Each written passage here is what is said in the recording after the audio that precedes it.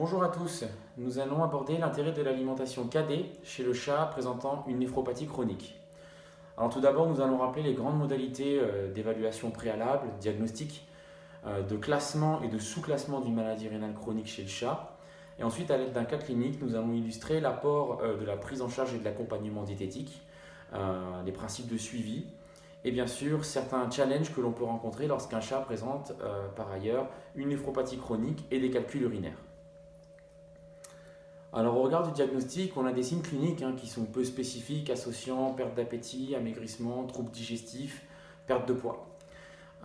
Et à l'examen clinique, on va retrouver un chat présentant une déshydratation, une perte musculaire et parfois une atrophie rénale à la palpation.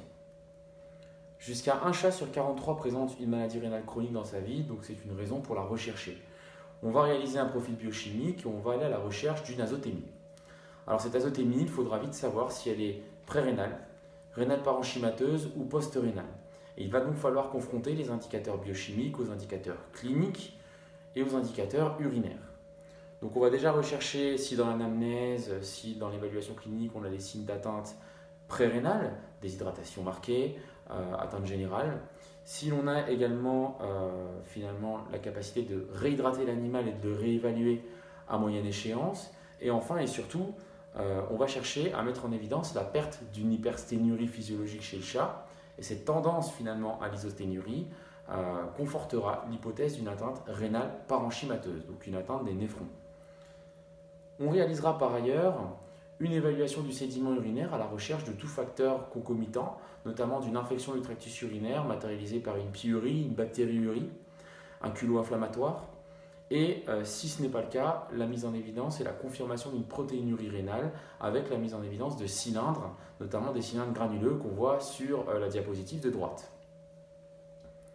Pour revenir finalement à l'évaluation générale, une fois qu'on a pu conforter l'idée chez un néphropathe de l'absence d'atteinte prérénale significative, de l'absence d'atteinte du bas appareil urinaire et que l'on converge vers une hypothèse de néphropathie donc rénale parenchymateuse, à ce moment-là, on va confronter aussi ces données à l'imagerie médicale. Alors, l'échographie, c'est un outil important. On va mettre en évidence certains indicateurs, notamment la présence d'une taille parenchymateuse rénale diminuée, la présence de contours irréguliers à l'échographie, d'une hyperéchogénicité et d'une atténuation de la jonction corticomédulaire, et enfin, éventuellement, en cas de polyurie pathologique, d'une pyélectasie, qui sera le plus souvent discrète, au contraire des pyélectasies marquées que l'on rencontre lors d'obstruction pyélo-urétérale. Après avoir fait le tour de cette caractérisation de départ, on obtiendra une valeur de créatininémie. On obtiendra également, si on le souhaite, une valeur de la SDMA, dont l'apport peut être intéressant dans certains cas de figure particuliers, notamment chez des chats qui sont maigres, voire très maigres. Et on va pouvoir classer la maladie rénale chronique. On va ensuite pouvoir aller un petit peu plus loin. À l'aide de la valeur de la créatinine et de la SDMA, on a déjà avancé, mais on va aller plus loin, on va proposer un sous-stade au regard de la présence ou de l'absence d'une protéinurie. On va évaluer le rapport protéine-créatinine urinaire que l'on va confronter aux valeurs seuil de 0,2, valeur normale chez le chien et chez le chat. Chez le chat, 0,2, 0,4, valeur équivoque, et supérieure à 0,4, valeur pathologique, à recontrôler. On va aussi rechercher la présence ou l'absence d'une hypertension artérielle, à savoir, est-ce que notre chat présente une hypertension discrète, modérée ou marquée. Et enfin, évaluer le métabolisme phosphocalcique qui ne fait pas partie intégrante de la classification IRIS, mais qui est important vis-à-vis des corrections que l'on va tenter d'apporter à l'avenir. Alors maintenant, on va arriver à une mise en pratique et on revient au cas de Ficelle, cette petite minette de 5 ans qu'on a déjà présentée et qui a reçu la pose d'un dispositif sub suite à une obstruction pyélo-urétérale, pour laquelle on a un suivi à longue échéance et 3 ans après la pose de son sub, on se rend compte, durant les procédures classiques de flush de sub, que certes le matériel fonctionne toujours très bien et reste perméable, mais que Ficelle, à la faveur du temps, se met à présenter quelques autres troubles, perte d'appétit, perte de poids et une azotémie qui va commencer à augmenter. Jusque-là, Ficelle recevait une alimentation CD multicare dont les objectifs thérapeutiques ont déjà été documentés et qui sont rappelés dans cette diapositive. Alors, pour avancer un petit peu plus, Ficelle, elle présente malheureusement une néphropathie chronique débutante, qu'on va devoir suivre désormais. Et cette néphropathie, lors de la pose d'un sub, elle est relativement fréquente. C'est une comorbidité qu'on retrouve malheureusement fréquemment.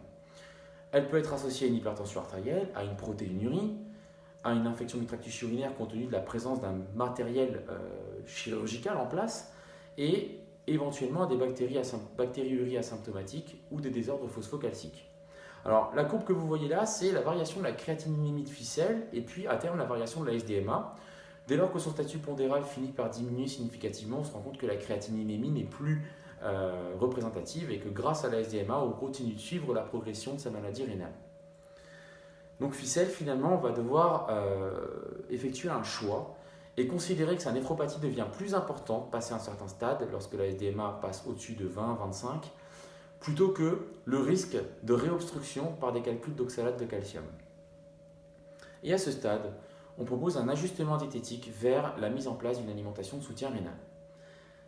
On propose à l'aide de cette alimentation un apport maîtrisé en phosphore, un rapport calcium-phosphore adapté, un apport maîtrisé également en protéines, qui va être un petit peu réduit, un apport majoré en potassium, puisque la néphropathie chronique occasionne des kaliurèses majorées et la perte d'appétit diminue la prise de potassium par voie orale.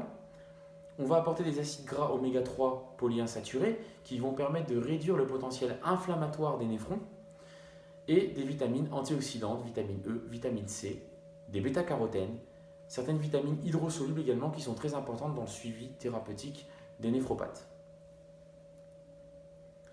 Idéalement, on peut également proposer une alimentation humide dans ce cas de figure, puisque un de nos objectifs prioritaires reste toujours de maintenir une tendance à la dilution urinaire de façon à éviter la formation de calculs d'oxalate de calcium.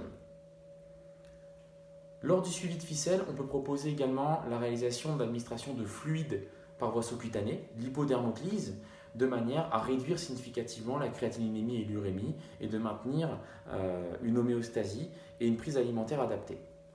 Alors, durant le suivi d'un néphropathe, en cas d'hyperphosphatémie qui persiste malgré l'ajustement diététique, on peut proposer des chélateurs du phosphore.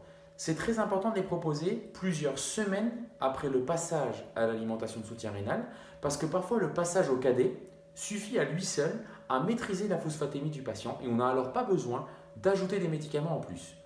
Ces médicaments chélateurs du phosphore sont représentés par l'hydroxyde d'aluminium, le carbonate d'aluminium, les sels de lanthanum ou le sévélamer.